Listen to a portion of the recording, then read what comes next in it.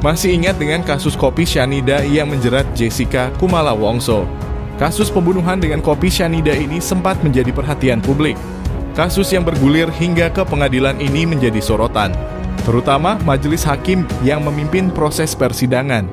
Pada kasus ini dipimpin oleh Hakim berdarah Batak Binsar Gultom. Berikut ini sosok Binsar Gultom yang kini menjadi hakim tinggi pada Pengadilan Tinggi Banten.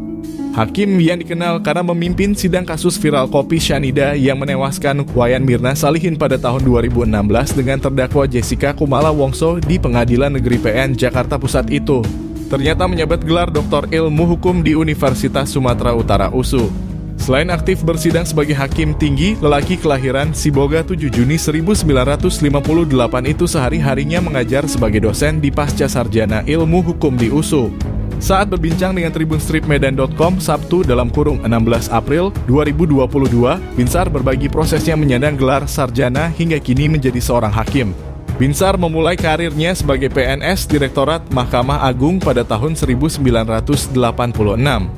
Kemudian ia diutus menjadi hakim di PN Bogor pada 1995.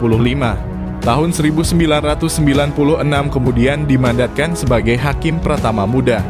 Untuk pendidikan sendiri, Binsar menempuh pendidikan S1 jurusan Hukum Pidana di Universitas Atmajaya, Yogyakarta.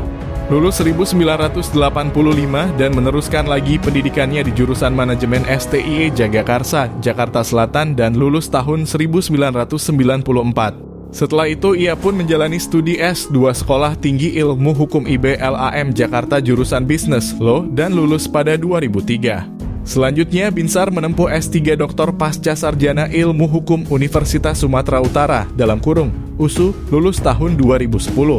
Binsar mengatakan sebagai seorang hakim dan akademisi, teori dan praktik tidak selalu beriringan, terutama saat menyidangkan perkara pembunuhan seperti saat menyidangkan perkara kopi cyanida. Waktu saya menyidangkan kasus kopi maut bersianida, dikatakan ahli toksikologi atau forensik minimal harus 0,1 itu ada cyanidanya baru mematikan seseorang. Itu kan teori. Tapi prakteknya bagi kami waktu itu hanya hitungan detik ketika korban mengaduk kopi dengan sekali menyedot sudah langsung kebas-kebas mulut kemudian terkapar, ucapnya. Terima kasih atas perhatiannya, mari tetap ikuti perkembangan kasus ini dan informasi lainnya.